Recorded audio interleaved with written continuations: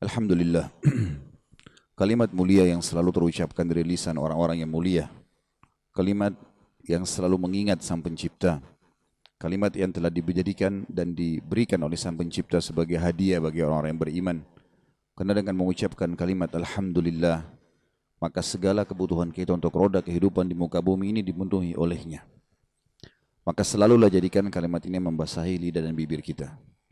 Juga selanjutnya kita panjatkan salam hormat kita penuh dengan cinta dan rindu juga ketundukan kepada syariat yang dibawa oleh manusia terbaik, manusia yang telah disempurnakan jalur nasabnya, ilmunya, fisiknya oleh Sang Pencipta. Manusia yang paling layak menjadi suri tauladan bagi setiap manusia tanpa terkecuali dari suku, dari bangsa manapun dia. Karena memang manusia ini memiliki banyak hal, bahkan semuanya bisa dikatakan sempurna bagi manusia dalam roda kehidupan. Dari kehidupan bersosial, berekonomi, berpolitik, apa saja. Dan memang Allah Subhanahu wa taala memerintahkan semua manusia tanpa terkecuali, walaupun bukan orang beriman, menjadikannya sebagai suri tauladan. Dan pasti akan berbahagia orang yang menjadikannya sebagai suri tauladan ini, karena tergambarkan dalam kehidupan manusia terbaik ini. Semuanya ketentraman jiwa, kebahagiaan, kesempurnaan, memecahkan masalah-masalah selama di dunia, dan juga memenangkan peperangan melawan musuh-musuh, serta mengucapkan satu kali salam hormat kepada manusia terbaik ini. Tentu ini perintah khusus bagi orang-orang yang beriman, akan dibalas oleh Allah 10 kali tambahan rahmat. Andai saja Allah membaliknya dengan 10 kali mengucapkan salam hormat dibalas 1 kali rahmat, maka sudah cukuplah untuk kita. Maka ini dengan kemahasempurnaannya mengucapkan 1 kali salam hormat dibalas 10 kali rahmah, dan 1 rahmah sudah cukup penuh dengan pengampunan dosa-dosa, pengangkatan permasalahan, selesainya masalah penyakit, selesainya masalah kebutuhan rezeki dan semuanya. Maka sangat wajar kalau kita selalu mengucapkan salawat dan taslim kepada Nabi besar Muhammad sallallahu alaihi wasallam. Pertama-tama tentu saya mohon maaf telat tadi teman-teman sekalian, tapi insya Allah menunggu di majelis ilmu tetap dicatat pahala oleh Allah Subhanahu wa taala. Lanjutkan bahasan kita buku Sahih Hadis Qudsi, dan kita masuk ke hadis 24. Dan tentu saja sebenarnya bukan hadis ke-24, ini hadis yang lebih ya, yang kalau menurut bahasan kita maka sudah lebih bahasannya, karena cukup banyak. Setiap satu hadis kita rincikan sekian banyak hadis yang menguatkan dan merincikan, tapi urutan buku kita adalah nomor 24. Judulnya keutamaan zikir dan mendekatkan diri kepada Allah dengan amal-amal saleh. Saya akan bacakan hadisnya seperti biasa, lalu kita masuk ke rincian apa yang bisa diambil pelajaran dari hadis ini. Dari Abu Hurairah radhiyallahu anhu, dia menuturkan bahwa Rasulullah sallallahu alaihi wasallam bersabda, yaqulullahu ta'ala, ana 'inda dhanni 'abdi bi wa ana ma'ahu idza dzakarani fa in dzakarani fi nafsihi dzakartuhu fi nafsi wa in dzakarani fi mala'in dzakartuhu fi mala'in khairin minhum wa in taqarraba ilayya shibran atau bi shibrin wa in taqarraba ilayya bi shibrin taqarrabtu ilayhi dhira'a wa in taqarraba ilayya dhira'an taqarrabtu ilayhi ba'a wa in atani yamshi ataituhu harwalah. Terjemahan letter-letternya dulu. Hadis ini sahih diriwayatkan Imam Bukhari, Imam Muslim, Imam Tirmidzi dan Ibnu Majah. Rasulullah SAW bersabda, Allah yang maha tinggi telah berfirman, aku selalu menuruti prasangka hambaku kepadaku, dan aku bersamanya jika ia selalu mengingatku. Jika dia mengingatku dalam dirinya, aku mengingatnya dalam diriku. Jika dia mengingatku di hadapan sekelompok orang, maka aku mengingatnya di hadapan sekelompok makhluk yang lebih baik daripada mereka. Jika dia mendekatkan diri kepadaku sejengkal, aku mendekat kepadanya sehasta. Dan jika dia mendekat kepadaku sehasta, aku mendekat kepadanya sedepah. Jika dia datang kepadaku dengan berjalan, aku akan datang kepadanya dengan berjalan cepat. Di situ ada, teman-teman sekalian, ya bagi yang pegang buku ada footnote nomor 6. Di potongan kalimat ana inda dhanni abdi ada angka 6. Lihat enggak? Baik. Dilihat di bawah ada footnote nomor 6, dan sebuah riwayat milik Imam Ahmad berbunyi in dhanna bi khairan falahu wa in dhanna syarran falahu. Jika dia berprasangka baik kepadaku, maka dia mendapatkan kebaikan yang dia sangka itu. Dan jika dia berprasangka buruk kepadaku, maka dia mendapatkan keburukan. Ini tentu terjemahan letter-let daripada hadis yang sedang kita bahas. Kita mulai dari judul dulu teman-teman sekalian. Keutamaan zikir. Dan zikir, makna letter-letnya secara etimologi adalah mengingat. Semua orang yang mengingat maka dibahasakan zikir. Kalau secara bahasa. Kalau secara terminologi, kalimat zikir kalau dalam syariat hanya digunakan untuk mengingat Allah. Ya, mengingat Allah subhanahu wa ta'ala, ini puncak daripada makna zikir. Dan semua yang mengingat Allah masuk di dalamnya. Salat masuk dalam zikir. Doa masuk dalam zikir. Puasa masuk dalam zikir. Haji, jihad, bakti sama orang tua. Semua yang membuat Bapak Ibu mematuhi Allah namanya zikir. Kalau makna globalnya, ya. Dari sisi etimologi ada makna mengingat Allah, sisi globalnya adalah semua ibadah masuk di dalamnya. Apapun yang membuat kita mengingat Allah maka namanya zikir. Kalau makna khususnya adalah lisan mengucapkan dan memuji Allah. Mengucapkan dan memuji Allah subhanahu wa ta'ala. Ya seperti sudah kita tahu, alhamdulillah, subhanallah, Allahu akbar, la haula wa la quwata illa billah, subhanallah, walhamdulillah, wa la ilaha illallah, Allahu akbar, astagfirullah. Ini semua adalah makna yang lebih khusus lagi dari makna terminologinya. Dan dikatakan mendekatkan diri kepada Allah dengan amal-amal saleh. Jadi yang dimaksud oleh penulis ternyata yang keutamaan zikir, makna yang khususnya. Jadi terminologi tadi saya bilang adalah mengingat Allah dan dia bisa masuk makna global atau makna khusus. Makna global adalah semua ibadah masuk di dalamnya. Kalau makna khusus adalah kalimat-kalimat yang diucapkan dengan lisan. Maka di sini teman-teman sekalian penulis ingin mengerucutkan kepada terminologi makna khususnya.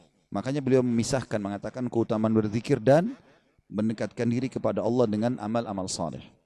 Dan makna daripada amal saleh adalah semua amal yang diperintahkan dan diridhoi oleh Allah. Masuk dalamnya mengerjakan perintah atau meninggalkan larangan. Jadi kalau teman-teman misalnya azan lalu sholat, itu berarti amal saleh, ya. Termasuk amal saleh yang banyak orang tidak tahu adalah kalau dia ada kesempatan berzina lalu dia batalkan, itu juga amal saleh.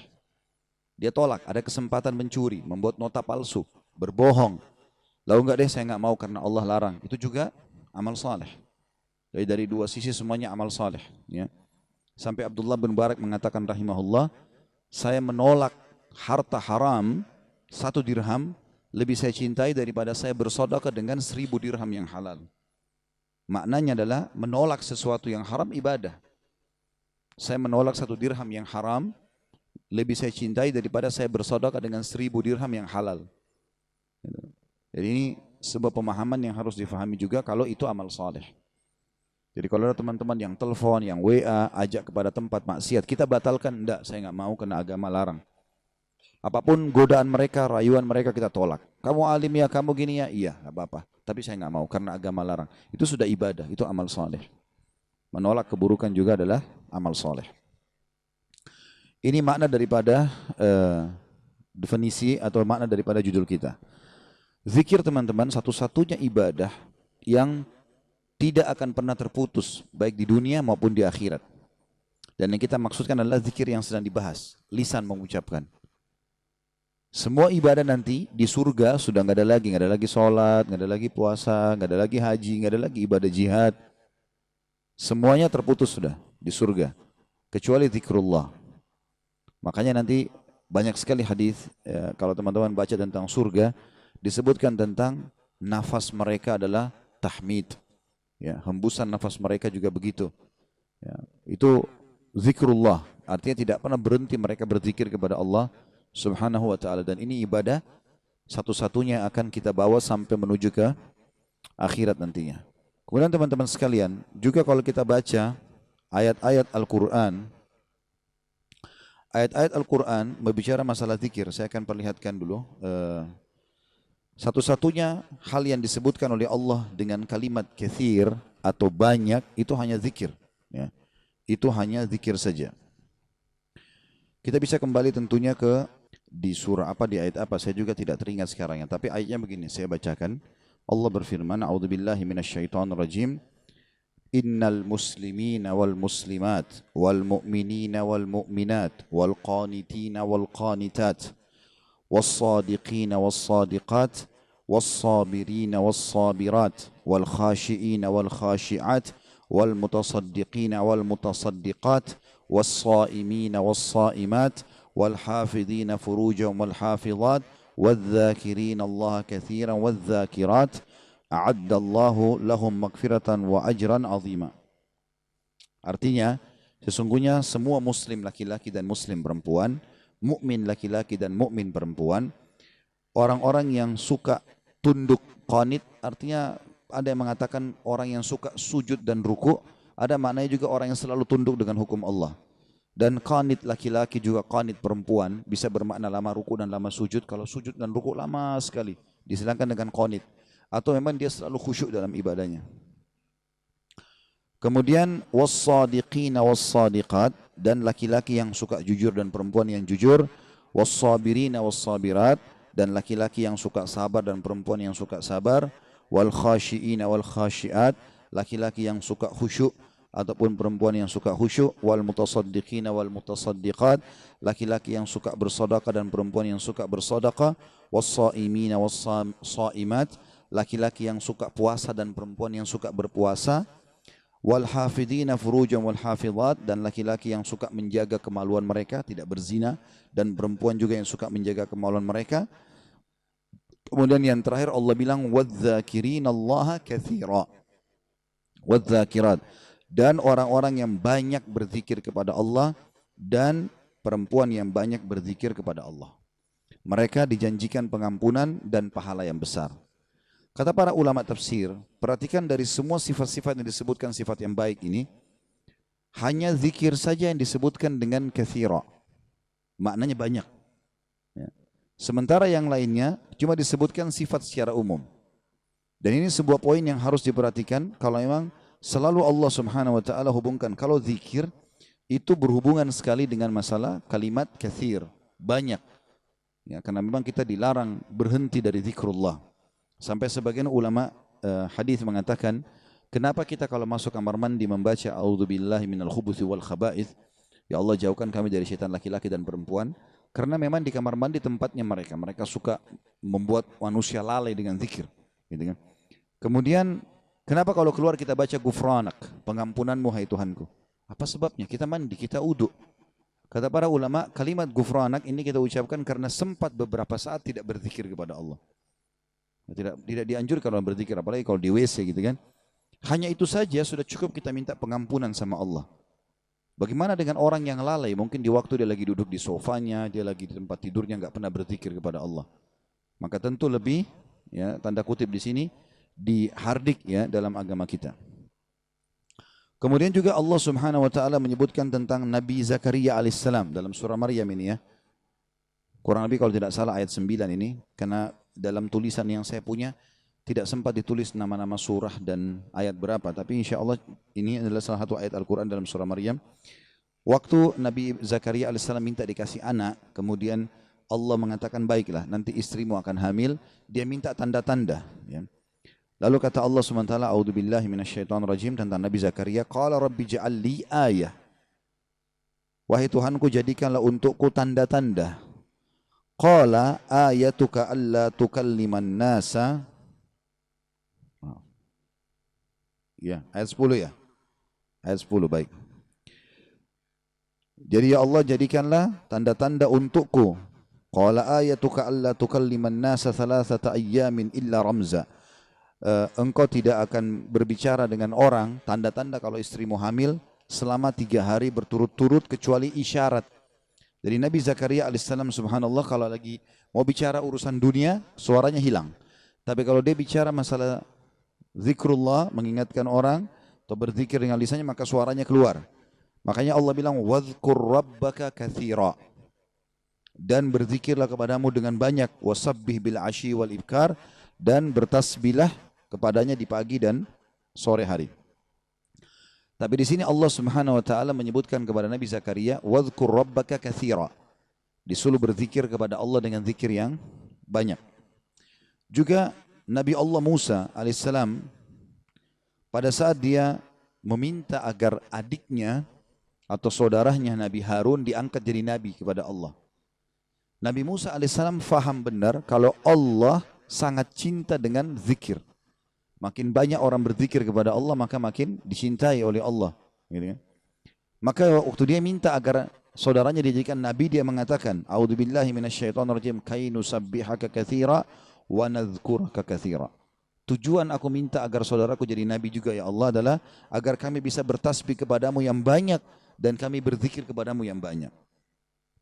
Kemudian juga Allah Subhanahu wa taala memerintahkan untuk kita semuanya dalam salah satu ayatnya, "A'udzubillahi minasyaitonirrajim, ya ayyuhalladzina amanu dzkurullaha dzikran katsira wasabbihu bukratan wa asila."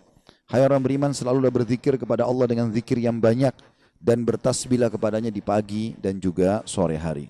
Ya. Begitu pula kita lihat sifat orang munafik lawannya. Katsir artinya banyak, lawan bahasanya adalah qalil. Ya. Itu katsir banyak, qalil sedikit. Apa yang Allah bilang tentang orang munafik? A'udzubillahi minasyaitonirrajim, la yadhkurunallaha illa qalila. Mereka justru tidak berzikir kepada Allah kecuali sangat sedikit sekali. Ya. Dalam peperangan untuk menghadapi musuh, wasiat Allah kepada orang beriman, A'udzubillahi minasyaitonirrajim, ya ayyuhalladzina amanu idza laqitum fi'atan fathbutu wadhkurullaha katsiran la'allakum tuflihun. Kunci kemenangannya di sini. Kata Allah, hai orang beriman, kalau kalian bertemu dengan musuh, sudah berhadapan, tidak usah ada jumlah mereka, tidak usah ada senjata mereka, maka fathbutu, kokohkan telapak kaki kalian, lawan mereka. Lalu, wadhkurullaha katsira. Allah enggak bilang tajamkan pedang kalian, perbanyak busur kalian, canggihkan teknologi kalian, enggak. Allah bilang berzikirlah kepada Allah dengan zikir yang banyak, agar kalian menang. La'allakum tuflihun. Kata para ulama, subhanallah, ibadah yang tidak butuh wudu, tidak butuh menghadap kiblat, tidak butuh harta, tidak butuh upaya yang besar atau energi, tidak butuh waktu khusus, gitu kan? Dan juga tidak butuh sesuatu yang diberikan sehingga kita bisa menerima sesuatu, adalah zikir. Zikir, dan ini adalah ibadah yang sangat luar biasa yang semestinya seseorang muslim memperhatikan masalah ini. Ini berhubungan dengan masalah makna kalimat zikirnya. Baik, kita akan masuk teman-teman sekalian sekarang ke rincian hadis. Itu tadi dari makna judul yang sedang kita bahas. Hadis ini adalah hadis qudsi dan cirinya adalah sebagaimana sudah kita pelajari dari awal. Rasulullah SAW bersabda, lalu Allah yang maha tinggi atau maha suci berfirman. Potongan pertama yang kita ambil pelajaran adalah ana inda dhanni abdi bi. Aku selalu sesuai dengan prasangkaan hambaku. Ya. Ini kalimat penting sekali teman-teman sekalian. Selalu dengan prasangkaan hamba. Dan kalimat ini sudah coba kita rincikan tadi. Sedikit kita rincikan di footnote nomor 6. Dalam riwayat Imam Ahmad lebih terinci dikatakan, jika dia berprasangka baik kepadaku maka dia mendapatkan kebaikan itu. Dan jika dia berprasangka buruk maka dia akan mendapatkan keburukan. Ya. Maknanya, apapun yang sifatnya kita dapatkan teman-teman sekalian yang sifatnya baik, maka misal kita dapat nikmat makanan, kita dapat nikmat kesehatan, apa saja, lalu kita sangka baik dengan Allah, oh ini berarti Allah sedang melimpahkan nikmatnya pada saya, alhamdulillah. Itu sudah umum orang bisa lakukan. Tapi kalau dia dapat musibah, dia sakit, kehilangan harta, ditipu orang, gitu kan? Dia di sini juga dibutuhkan untuk sangka baik dengan Allah. Kalau dia sangka baik di sini, dia akan dapatkan kebaikan. Misal dia mengatakan, mungkin Allah akan bersihkan dosa-dosaku. Mungkin Allah akan tinggikan derajatku. Maka dia dapat. Tapi kalau dia sangka buruk, maka ini akan bermasalah buat dia. Kita akan sebutkan teman-teman sekalian hadis qudsi yang lain. Kalau teman-teman bisa tulis, ditulis hadis qudsi ini ya. Karena ini hadis qudsi mulia sekali. Ya. Kalau saya subhanallah selalu merasa gembira sekali dengan mendengarkan hadis qudsi ini. Ya. Dan hampir setiap hari hadis ini selalu saya ulang-ulangi teman-teman sekalian. Saya ulangi, saya baca lagi, saya renung lagi, dan seperti sebuah hiburan yang tidak akan pernah ada habisnya. Karena ini hadis qudsi, hadis sahih di mana Allah Subhanahu wa taala menyampaikan kepada kita berita gembira tentang orang-orang yang mau berprasangka baik dengan Allah. Saya carikan hadisnya dulu karena tidak ada di buku kita tentunya. Silakan ditulis. Allah berfirman, wahai anak Adam. Artinya kita semua manusia dipanggil. Jangan pernah engkau takut kepada siapapun yang mempunyai kekuasaan. Selama kekuasaanku ada. Dan ketahuilah, kekuasaanku tidak akan pernah punah selamanya. Ditulis dulu, dilanjutin dulu, nanti kalau ada yang tertinggal bisa kita ulangi ya. Wahai anak Adam, jangan pernah engkau takut dengan kesempitan rezeki. Karena perbendaharaanku penuh. Dan perbendaharaanku tidak akan pernah punah selamanya. Wahai anak Adam. Ini potongan yang ketiga dari hadis. Kalau tertinggal langkahin dulu, nanti kita kembali. Jadi Allah Subhanahu wa taala tidak mau kita capek ya. Di sini dikatakan Allah berfirman, hai anak Adam, aku ciptakan kamu untuk beribadah. Maka jangan engkau main-main. Aku menciptakan engkau untuk beribadah, maka jangan kamu main-main. Ya. Tadi potongan pertama, kalau ada yang tertinggal silakan. Wahai anak Adam, jangan engkau takut pada siapapun yang mempunyai kekuasaan selama kekuasaanku ada dan kekuasaanku tidak akan pernah punah selamanya. Kemudian potongan kedua, wahai anak Adam, jangan pernah engkau takut dengan kesempitan rezeki, sedangkan perbendaharaanku penuh dan perbendaharaanku tidak akan pernah punah selamanya. Wahai anak Adam, aku ciptakan untuk beribadah, maka janganlah engkau main-main. Dan aku tentukan rezekimu, maka tidak perlu kamu capek. Tentu anggota tubuh kita bergerak, hati kita bertawakal. Ya. Aku ciptakan engkau untuk beribadah, jangan engkau main-main. Dan aku tentukan rezekimu, maka tidak perlu engkau capek. Demi kemuliaanku dan keagunganku, jika engkau ridho terhadap pemberianku, maka aku akan tenangkan jiwa dan ragamu. Jika engkau ridho ya, terhadap pemberianku, maka aku akan tenangkan jiwa dan ragamu. Jika engkau tidak ridho dan engkau akan mulia di sisiku. Jika engkau tidak ridho, tadi ya, demi kemuliaanku dan keagunganku, jika engkau ridho dengan pemberianku, maka aku akan membuat jiwa dan ragamu tentram. Dan engkau akan mulia di sisiku. Tapi jika engkau tidak menerima pemberianku, maka aku akan membuatmu mengejar dunia. Nanti kita ulangi lagi ya. Dan jika engkau tidak menerima pemberianku, maka aku akan membuatmu mengejar dunia. Seperti hewan buas yang sedang mengejar mangsanya di padang pasir. Seperti hewan buas yang sedang mengejar mangsanya di padang pasir. Kemudian tidak akan datang kepadamu kecuali yang sudah aku takdirkan. Jadi kalau kita ridho dengan apa yang Allah berikan, Allah akan buat jiwa kita dan raga kita tenang. Lalu kita mulia di sisi Allah. Tapi kalau kita tidak ridho terhadap apa yang Allah berikan, kenapa ya saya begini ekonomi saya, kenapa ya muka saya begini, kenapa ya badan saya begini, kita berkeluh kesah, maka Allah SWT mengatakan, aku akan membuatmu mengejar dunia seperti hewan buas yang sedang mengejar mangsanya di padang pasir. Kemudian tidak datang kepadamu kecuali yang sudah aku tentukan juga. Oke, capek sekali. Jadi orang beriman itu santai saja. Dia akan dapat semua apa yang Allah janjikan. Tidak perlu capek-capek. Nah, orang yang mengejar dunia berlebihan justru orang karena tidak bisa menerima takdirnya Allah. Atau tidak ridho dengan pembagiannya Allah. Wahai anak Adam, aku telah menciptakan langit dan bumi dan aku tidak pernah sulit menciptakan keduanya. Maka apakah kau pikir aku akan sulit untuk mengurus rezekimu? Ya. Wahai anak Adam, nanti kita ulangi kalau belum ya. Wahai anak Adam, jangan pernah engkau minta rezeki untuk esok hari, sebagaimana aku tidak pernah meminta kepadamu amal esok hari. Wahai anak Adam, sesungguhnya aku mencintaimu, maka atas hak itulah cintailah aku. Ya. Kita ulangi hadisnya. Allah menyebutkan dalam hadis qudsi, ya, wahai anak Adam, jangan pernah engkau takut dengan siapapun yang berkuasa, raja, presiden, siapa saja, selama kekuasaanku ada, dan kekuasaanku tidak akan pernah punah selamanya. Wahai anak Adam, lanjutan yang potongan duanya, jangan pernah takut dengan sempitnya rezeki, sebab perbendaharaanku banyak, penuh, dan perbendaharaanku tidak akan pernah habis selamanya. Yang ketiga, wahai anak Adam, aku telah menciptakan engkau untuk beribadah, maka jangan bermain-main. Dan aku juga sudah menentukan rezekimu, maka tidak perlu engkau capek.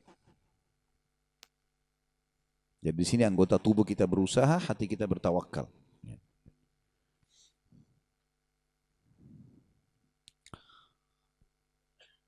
Demi kemuliaanku dan keagunganku, jika engkau ridho terhadap pemberianku, ridho dengan paras wajahnya, tubuhnya, pasangan hidupnya, anaknya, maka aku akan tenangkan jiwa dan ragamu, dan engkau akan mulia di sisiku.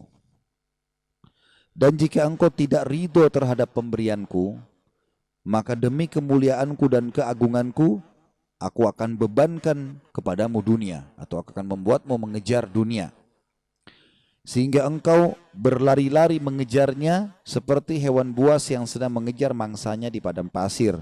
Kemudian tidak datang kepadamu kecuali yang sudah aku tentukan.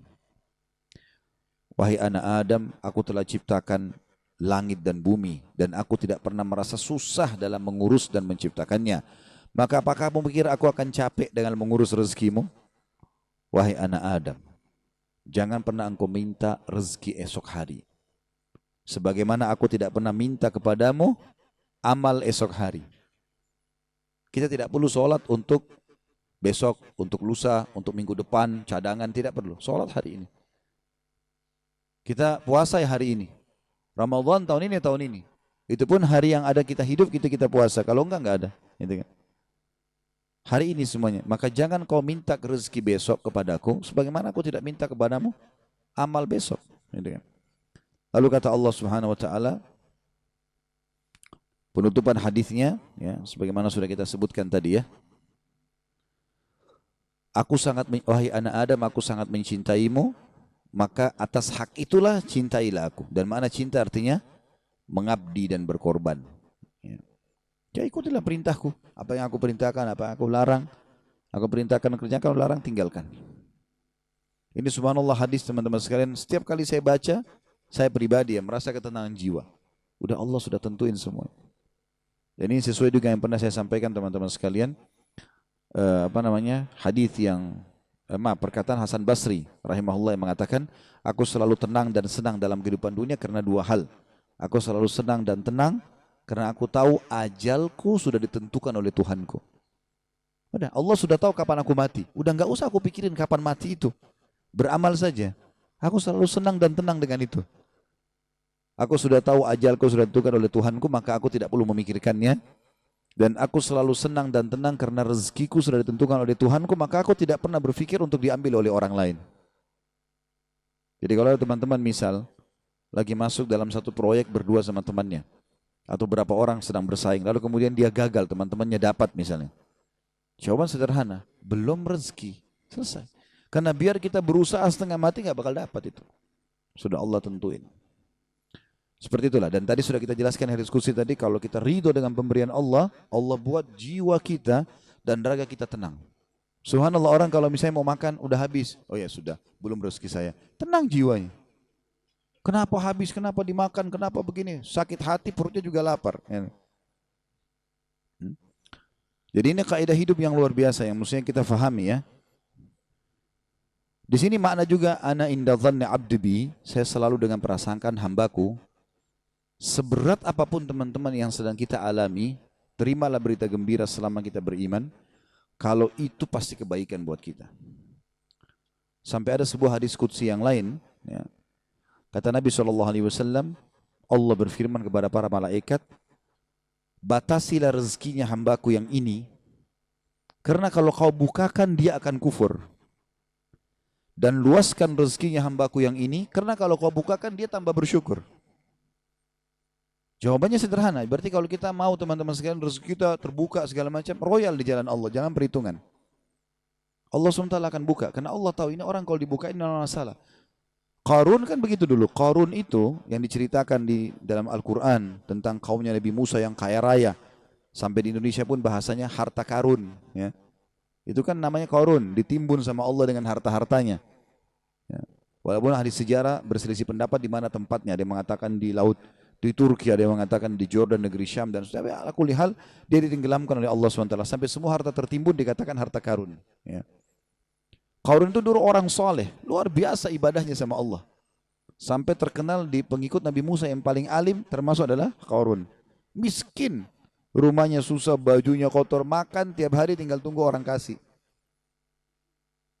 Sering Nabi Musa lewat, kirim salam sama dia, tanya kabarnya, titipin makanan.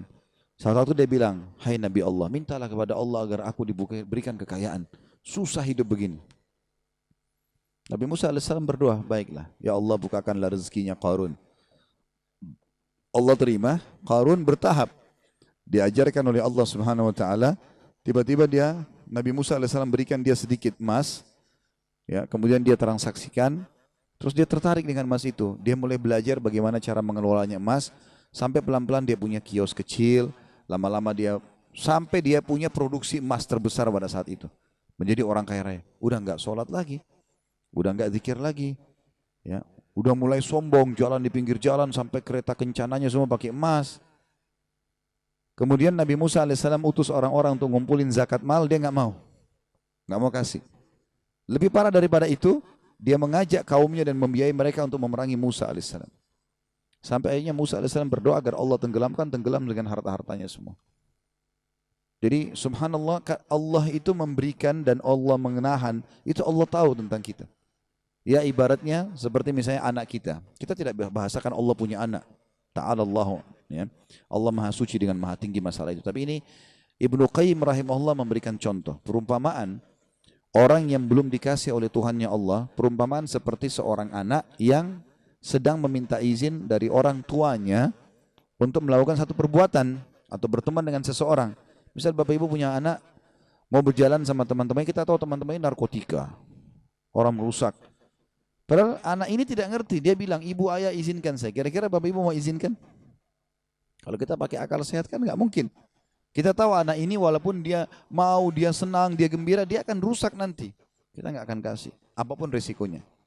Ibnu Qayyim rahimahullah memberikan perumpamaan seperti itu. Ada orang merengek-rengek sama Allah, Allah belum kasih. Allah lebih tahu, gitu kan? Ini hambaku ini kalau saya kasih, dia masalah nanti. Ada orang begitu subhanallah. Mungkin contoh kasus, ada orang anaknya meninggal masih kecil. Baik, mungkin dia merasa sedih. Tapi subhanallah bisa saja mungkin anak itu kalau besar buat masalah buat dia. Kita nggak tahu. Walaupun menurut kita mungkin tidak. Kan itu terjadi di kisahnya Nabi Khidir. Ya kan? Dalam surah Al-Kahfi disebutkan. Waktu Nabi Musa AS jalan sama dia. Ada anak kecil jalan langsung dibunuh oleh Nabi Khidir. Nabi Musa bilang, kenapa kau bunuh anak kecil? Gak ada dosanya nih. Kata Nabi Khidir, kan saya sudah bilang, syaratnya kau belajar sama saya, jangan tanya sampai saya jelasin. Tapi yang jelas, Nabi Musa bertanya waktu itu, ringkas cerita, nanti akhirnya Nabi Khidir ceritain. Gitu kan? Nabi Khidir bilang, anak itu sudah ada berita dari Allah. Kalau anak ini kalau besar, dia akan durhaka sama orang tuanya. Sementara orang tuanya ini adalah orang soleh, orang baik. Si ayah sama ibu ini orang baik. Maka Allah menyuruh aku membunuhnya, aku pertama utusan Allah. Kalau aku bunuh, aku tidak berdosa. Ya? Itu anak ini meninggal belum balik, berarti dia juga masuk surga. Orang tuanya digantikan oleh Allah anak yang soleh. Hamil lagi ibunya setelah itu. Kemudian melahirkan anak yang soleh. Kita tidak tahu rahasia Allah. Maka berprasangka dengan Allah baik ini penting. Apapun sifatnya teman-teman. Apapun sifatnya. Saya ketemu dengan seorang pengusaha di Surabaya. Habis tabligh akbar itu hari. Datang kepada saya, Ustaz. Di antara teman-teman saya orang yang bisa dikatakan di antara mereka kelasnya yang paling alimnya saya. Artinya di antara ibadah segala macam, teman saya masih ada yang lalai sholat. Saya alhamdulillah azan ke masjid, urus ibadah lah gitu kan.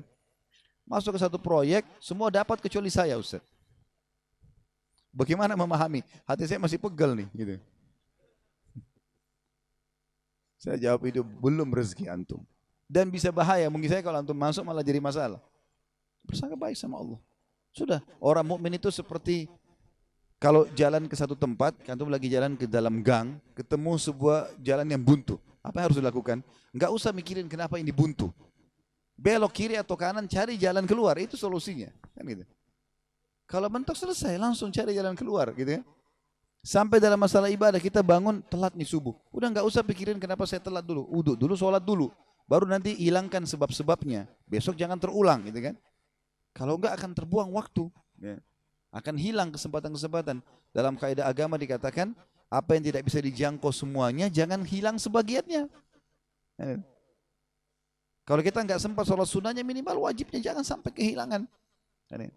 Kita masuk ke masjid, banyak orang begitu. Kadang-kadang dia masuk masjid, sholat duhur misalnya, kayak kita sebentar mau duhur ya. Dia sholat misalnya, dia masuk masjid, dia lihat imam ini sudah bangun dari ruku, sami Allah liman hamidah. Nunggu kenapa? Dia mau tahu ini rakaat terakhir atau bukan. Kalau rakaat terakhir sudah ditunggu aja sampai salam, baru dia sholat sendiri. Keliru ini akhi. Tetap lebih utama sholat pertama. Kata para ulama, walaupun tahiyat terakhir di jamaah pertama lebih afdal daripada jamaah kedua walaupun dia di saf pertama. Walaupun itu sudah terakhir, takbir duduk tahiyat sama mereka. Berapa banyak orang yang tidak paham masalah ini, yang tidak bisa didapat semuanya, jangan kehilangan sebagiannya. Itu kaidah. Harusnya begitu. Apa saja teman-teman sekalian, subhanallah, saya pernah punya teman orang Senegal dari Afrika dulu waktu masih di Madinah. Teman saya di sebelah duduk di sebelah saya. Dia mungkin telat masuk kuliah 3 bulan gara-gara pengurusan visanya berangkat gitu. Tapi subhanallah cum laude anak itu. Dia datang duduk di sebelah saya. Mulai masuk hari itu, saya kan nulis juga apa yang dosen bilang. Saya ikutin apa yang dosen bilang, saya tulisin. Anak ini begitu masuk sudah 3 bulan. Udah banyak lembaran pelajaran yang ketinggalan. Mungkin ada 40-50 lembar tulisan yang sudah ketinggalan. Tapi dia mulai hari itu teman-teman sekalian, dia langsung tulis. Mulai masuk hari pertama, dosen pertama. Dan sampai masa ujian terus saja dia nulis. Saya sempat tanya dia waktu dia mulai nulis. Akhi, bagaimana ente nulis, kan ada yang ketinggalan. Dia bilang nggak apa-apa, saya tulis sekarang, nanti itu nyusul. Sekarang ini dulu saya tulis. Dan betul, ternyata setelah mendekat ujian, yang dia tulis berisi kurang lebih 70%, yang tertinggal 30%. 30% itu disusul sama dia, diambil tulisan teman-teman yang sudah ada baru disusulin. Jadi yang tidak bisa dijangkau semuanya, jangan kehilangan sebagiannya. Kan gitu. Ada orang begitu subhanallah, ya. Lewat waktu sholat duha sudah kepepet, sudahlah nggak apa-apa, nggak usah deh, besok aja. Jangan, sekarang. Walaupun cuma 2 rakaat, tidak ada masalah. Jangan kehilangan semuanya. Maka itu kejelian dalam memahami itu teman-teman sekalian. Baik, ini potongan dari ana inda dhanni abdi bi. Jadi kita selalu bersangka baik dengan Allah subhanahu wa ta'ala karena pasti baik buat kita. Ya. Tentu teman-teman sekalian, juga saya mau tambahkan di sini, keadaan manusia itu 4, keadaannya 4. Kalau kita dalam keadaan ketaatan, lagi dalam ibadah, kayak teman-teman sudah coba istiqomah, tutup aurat, sholat di awal waktu, pendapatannya usahakan halal. Kalau sudah coba di jalan yang benar, maka tugas kita adalah istimrar, berlanjut, istiqomah. Kalau sudah begitu, pertahankan udah, gitu kan? Sampai kata Allah, hatta ya'tiyakal yakin, sampai tiba padamu kematian. Udah benar tuh. Atau yang kedua, orang dalam keadaan bermaksiat, lagi buat dosa, maka ini harus taubat, nggak boleh tunda. Ini keadaan yang kedua. Atau orang yang ketiga dalam keadaan nikmat melimpah, tugasnya bersyukur. Atau yang keempat dalam keadaan cobaan, bersabar. Tapi poin pertama penting sekali teman-teman. Kalau sudah antum berada di jalan yang benar, istiqomah udah. Sampai meninggal, udah sabar aja begini. Kalau syaitan bisikin, apa main cuma begini? Ya, main cuma begini. Jalankan perintah, tinggalkan larangan. Itu memang konsep hidup. Itulah tugas kita dalam Al-Quran. Ya. Seperti dalam hadis Qudsi. Hai ada Adam, aku cintakan kau untuk ibadah, maka jangan main-main. Kerjakan serius itu, kejar pahalanya. Ya, cari yang terbaik. Kemudian masuk dalam saksi bahasan kita, wa ana ma'ahu idza dzakarani. Ini potongan yang kedua yang kita bisa ambil dari hadis. Dan aku selalu bersamanya bila dia mengingatku. Ya. Dan ini tentu teman-teman, makna wa ana ma'ahu dan aku bersamanya, ini ada namanya sifat ma'iyah. Kebersamaan Allah bersama kita. dengan kemahamuliaan dan kesempurnaannya sebagai pencipta.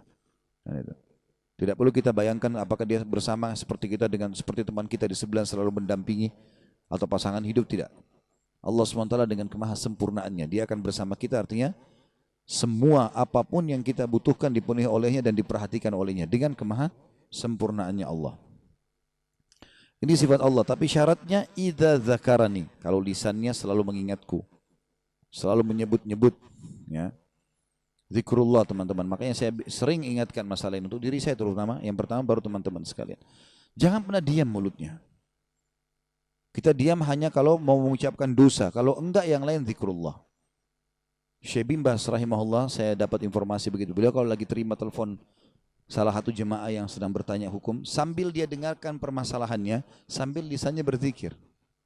Dengar keluhan orang, sambil dia subhanallah, alhamdulillah, wa la ilaha illallah, Allah akbar.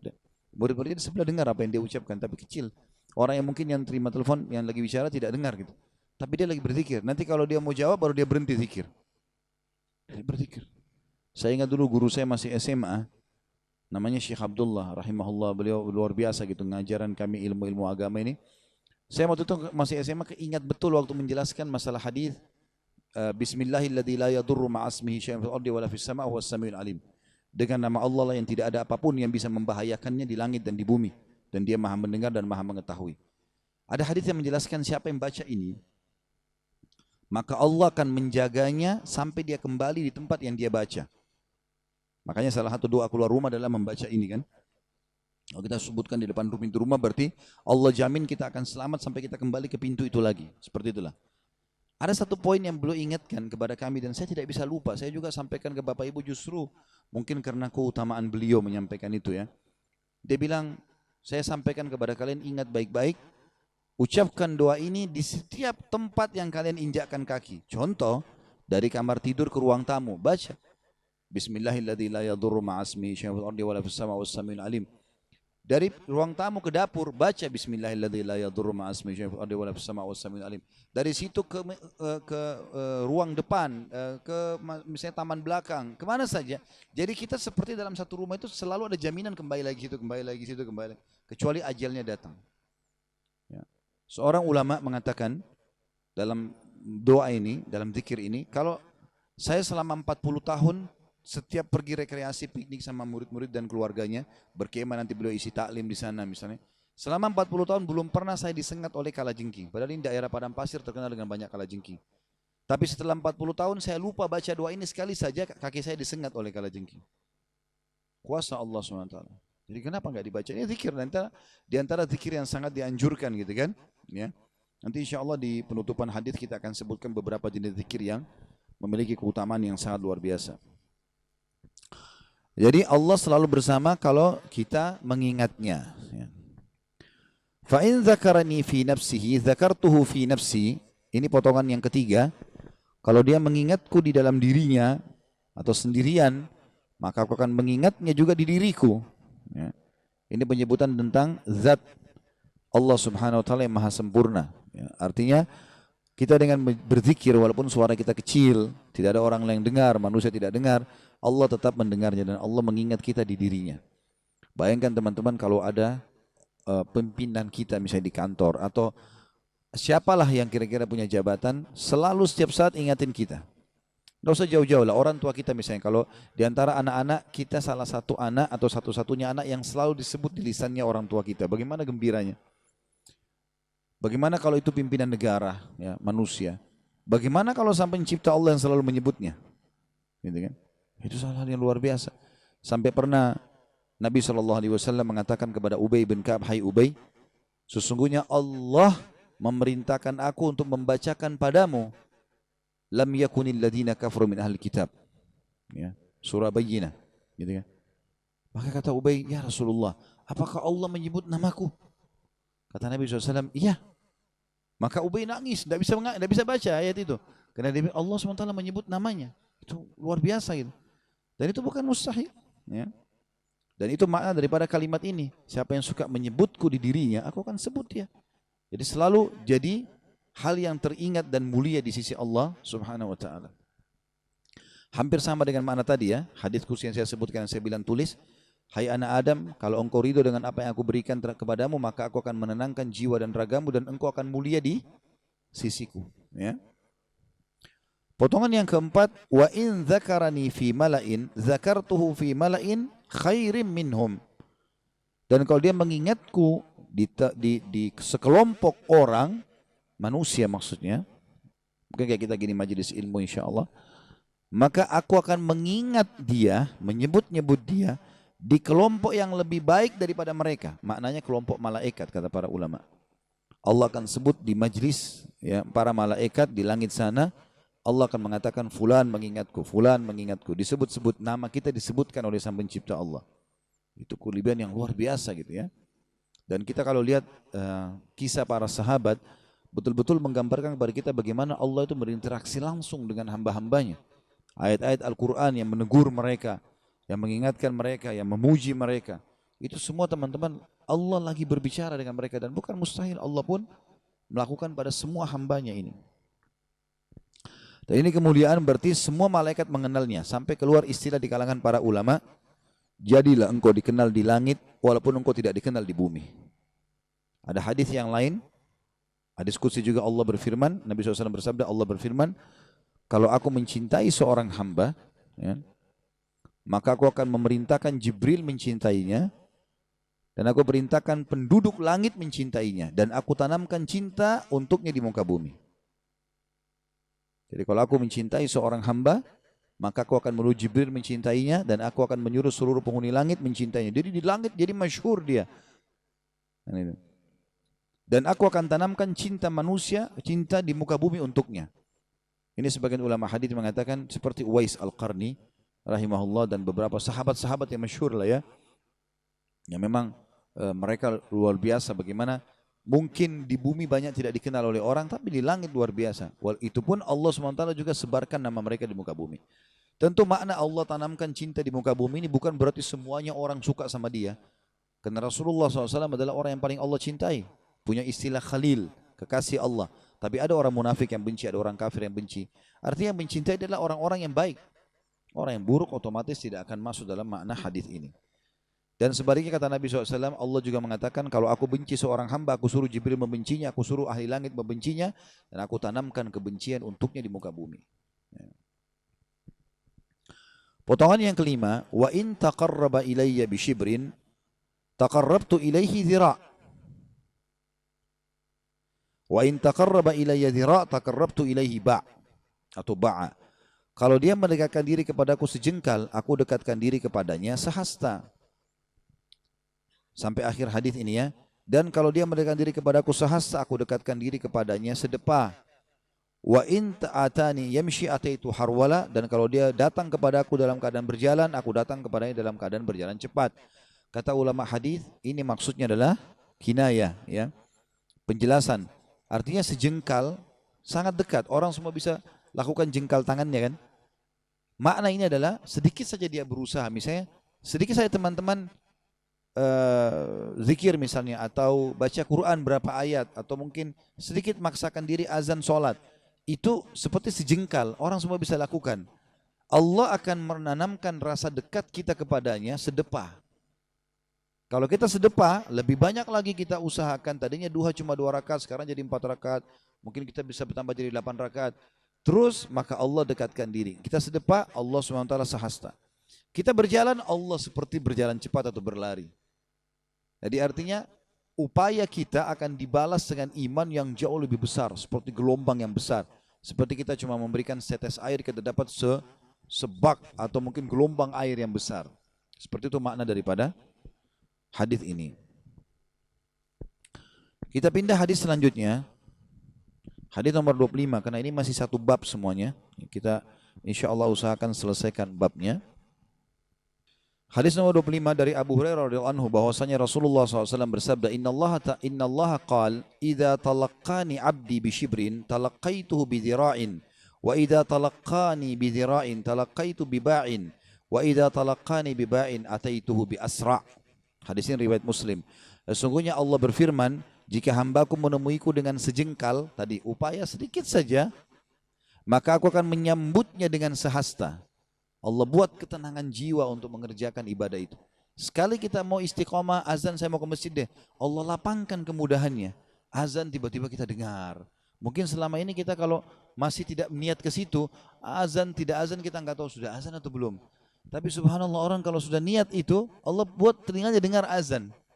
Dia kalau niat menjalankan hadis Nabi SAW, oh kalau iman itu adalah 60 sekian tingkatan, yang paling tinggi la ilaha illallah, yang paling rendah memindahkan duri misalnya atau sesuatu yang berbahaya dari jalan. Kita kalau niat mau terapkan itu, kadang-kadang mata kita lagi jalan lihat ada batu. Bisa kita pindahin, mungkin kalau kita tidak niat kita nggak lihat itu. Ada, Allah berikan kesempatan untuk meraih pahala di situ. Ya. Tiba-tiba kalau kita sudah niat mau sedekah, mata kita lihat saja orang yang susah. Ada saja. Subhanallah, Allah berikan kesempatan, asal mau saja. Itu maknanya. Dan aku menyambutnya dengan sahasta. Jika dia menemuiku sahasta, dengan sahasta aku menyambutnya dengan sedepah. Dan jika dia menemuiku dengan sedepah, aku mendatanginya dengan lebih cepat. Terus saja. Dan ini makna hadis kata para ulama. Artinya kalau dia berlari, Allah akan lebih cepat. Kalau dia apa saja, makin dia gencar mengatur program ibadahnya, maka makin dekat Allah Subhanahu Wa Taala dengannya. Makanya orang subhanallah kalau merasakan kenikmatan ibadah itu, dia sudah tidak mau tinggalkan karena dia merasakan kenikmatan. Ya, sampai para ulama salaf menganggap mustahil mereka tinggalkan sholat malam karena sudah diazamkan, dan kalau mereka walaupun tidurnya cuma 1 jam, setengah jam tetap bangun sholat karena sudah masuk dalam sebuah program dan Allah mudahkan dia untuk itu. Tentu hadis 25 ini menerangkan hadis 24 tadi. Kemudian hadis yang selanjutnya juga sama, masih merincikan karena satu bab. Hadis nomor 26 dari Syuraih Al-Qadhi rahimahullah, salah satu ulama tabi'in, dia mengatakan, aku mendengar salah seorang sahabat Nabi SAW berkata, Nabi SAW bersabda, qala Allah Ta'ala, ya ibna Adam, kum ilayya, amshi ilaik, wamshi ilayya, uharwil ilaik. Hadis ini sahih riwayat Imam Ahmad. Allah Ta'ala berfirman, wahai anak Adam, bangkitlah menuju kepadaku, niscaya aku berjalan kepadamu. Berdiri saja, aku sudah berjalan kepadamu. Berjalanlah kepadaku, aku akan berlari kepadamu. Nah itu kemuliaan yang luar biasa ya. Tidak akan mungkin terjadi di alam manusia ini. Ya, mungkin kita sedikit buat baik pada atasan, lalu atasan mau balas kita dengan semua kebaikan, tidak. Bahkan kadang-kadang subhanallah dengan 10 tahun pun kebaikan, dengan satu kesalahan bisa dilupain 10 tahun kebaikan kita. Allah Azza wa Jalla beda. Subhanallah. Dengan sedikit saja upaya Allah balas dengan yang lebih banyak. Dan beruntung teman-teman, orang yang mendekatkan diri sama Tuhannya itu bahagia. Pencipta langit, pencipta bumi, pencipta semuanya. Apa yang mesti diragukan dan kenapa tidak mau? Jadi tanda tanya kalau tidak mau. Kalau ada sakit, kita sakit. Yang ciptakan kita Allah, yang ciptakan penyakit Allah, yang ciptakan kesembuhannya Allah. Kalau kita lagi nikmat, yang ciptakan kita Allah, ciptakan nikmat itu Allah, yang bisa mempertahankan Allah, menambahnya. Lalu apa lagi yang dibutuhkan? Tidak ada upaya yang besar. Yang penting mau saja, gitu kan? Hadis terakhir tentunya di dalam pasal kita ini, silakan kalau ada pertanyaan setelahnya sesuai dengan tema. Sahih di ghairihi maksudnya sahih dikuatkan dengan riwayat yang lain.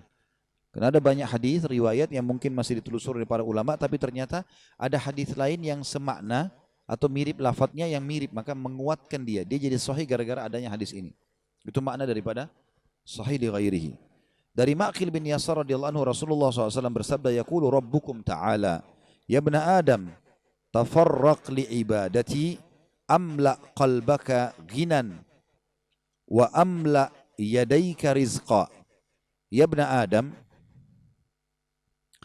la tuba'id minni, fa amla'u qalbaka faqran, wa amla'u yadayka syugla. Rabb kalian telah berfirman, kata Nabi SAW, pencipta kalian telah berfirman, yang maha suci dan maha tinggi, wahai anak Adam, curahkanlah waktumu untuk menyembahku. Programkan, azan, sholat, buat, paksakan untuk itu. Ya.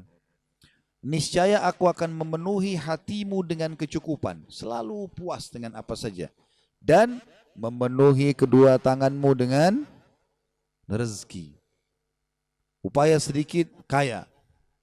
Ada begitu orang subhanallah, sedikit bergerak, sedikit kasih ide, kaya. Ya. Allah SWT bukain rezeki di tangannya, gitu kan. Saya ulangi, Rabb kalian berfirman, wahai anak Adam, curahkan waktumu untuk menyembahku. Taubat sekalian. Istiqomah sekalian, tidak usah sedang-sedang. Tidak usah tahan-tahan diri. Karena waktu terbatas, nggak ada waktu buat kita. Kita nggak tahu kapan kita meninggal.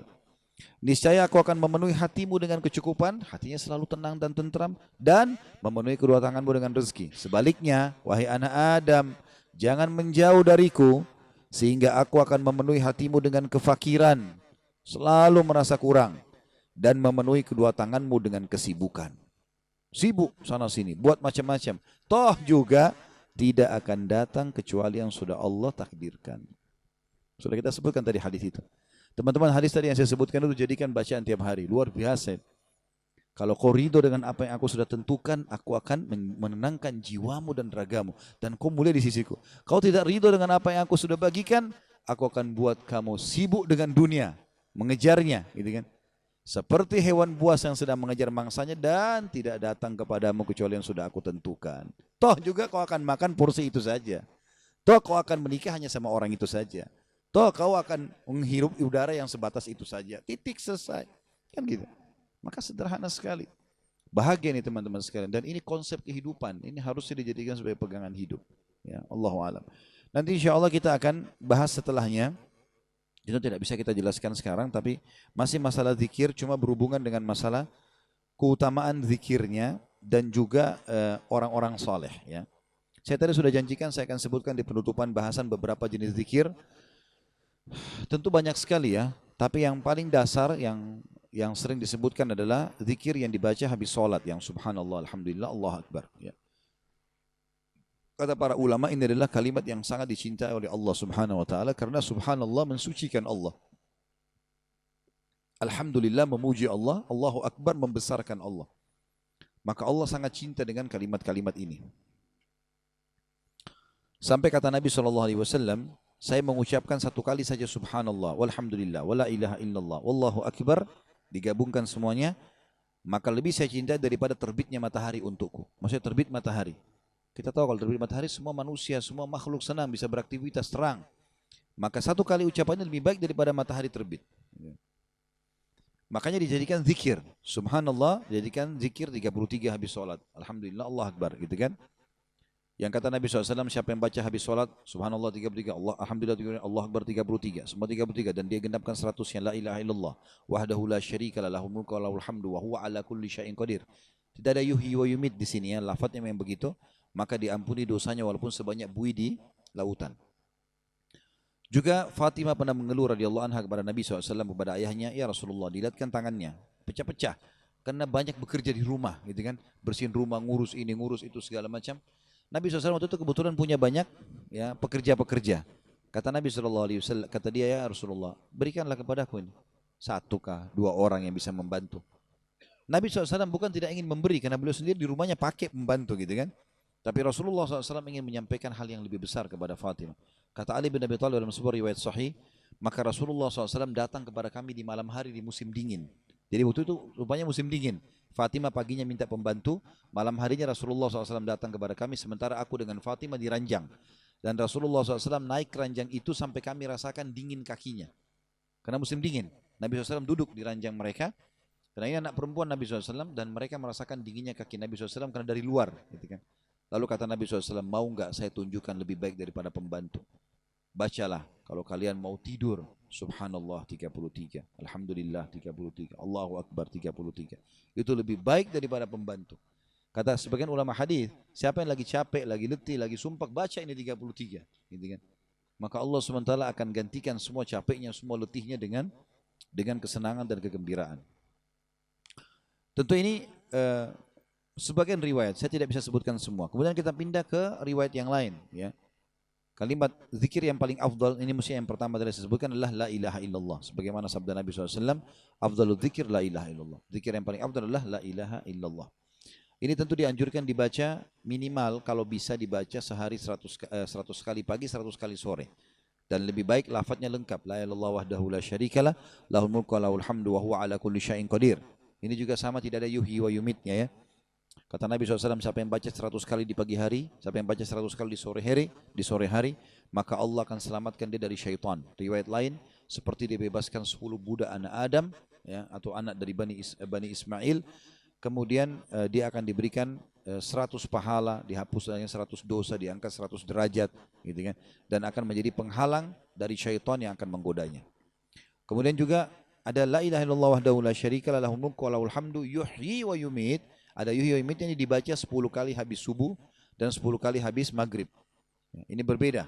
Ditambah yuhyi wa yumit, ini memang lafaz hadisnya seperti itu. Maka Nabi SAW memerintahkan agar di subuh dan maghrib untuk membaca 10-10 kali, dan Nabi SAW janjikan seperti membebaskan 4 orang budak dari Bani Ismail. Ya.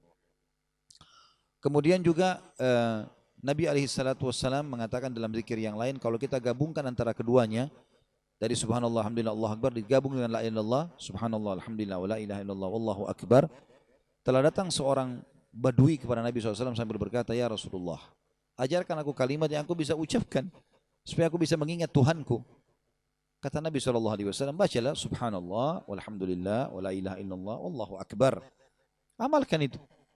Orang ini mengatakan, baiklah. Lalu dia keluar. Waktu dia keluar depan pintu, dia diam. Pintu masjid, kata Nabi SAW, teman kalian sedang bimbang, dia akan kembali. Maka dia kembali lagi. Lalu dia mengatakan, ya Rasulullah, tadi 4 kalimat itu untuk Tuhanku. Untuk aku apa? Kalau aku baca ini dapat apa nih? Gitu kan? Kata Nabi SAW, itu semua untuk Tuhanmu. Tapi setelah itu kamu bisa bilang, ya Allah, berikanlah aku petunjuk.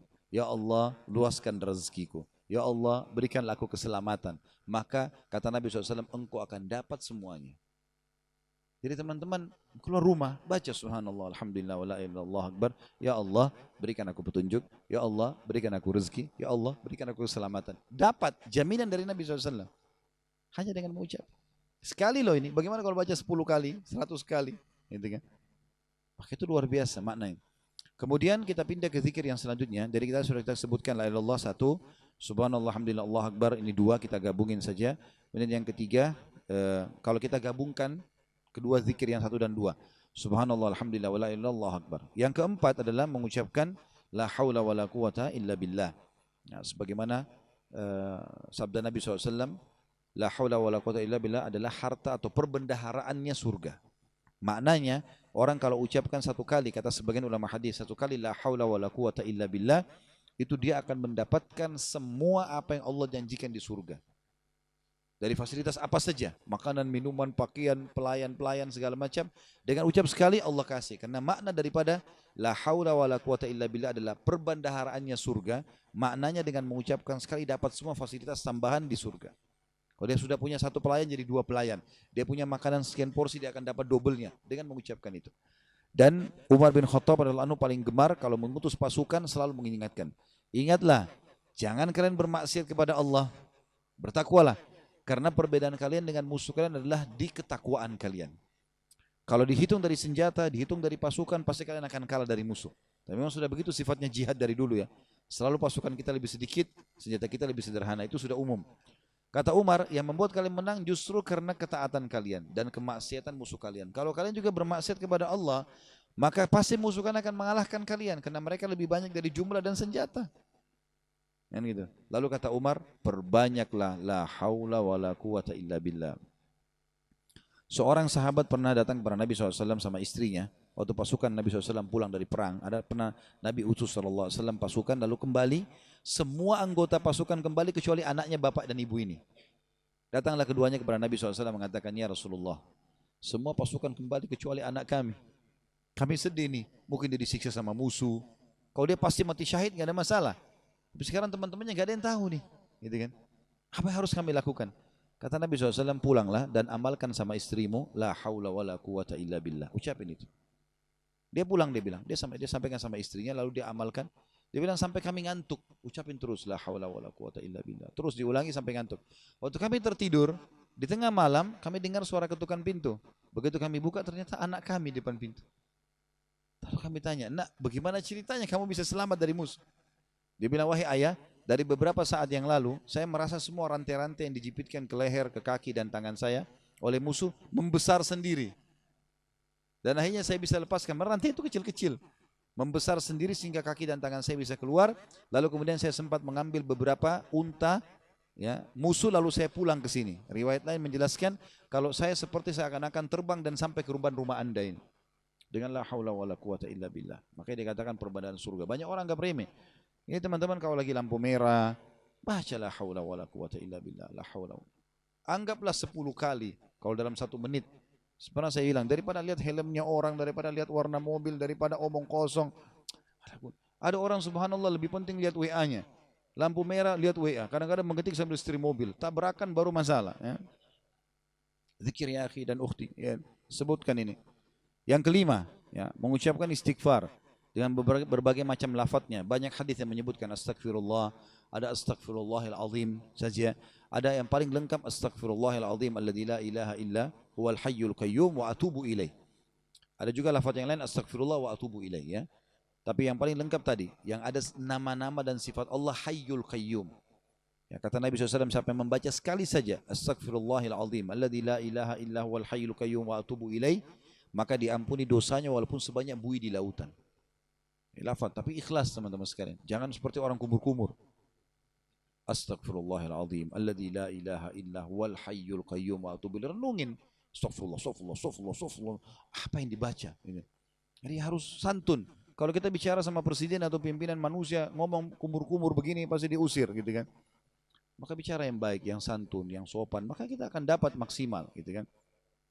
Istighfar banyak sekali manfaatnya, diantaranya kata Nabi SAW, ya, siapa yang melazimi istighfar, selalu lisannya mengucapkan, maka Allah akan memberikan kepadanya jalan keluar di setiap permasalahannya, dan juga akan memberikan rezeki dari tempat tidak disangka-sangka. Dan kata Nabi SAW, aku istighfar dan bertobat kepada Allah sehari 70 sampai 100 kali.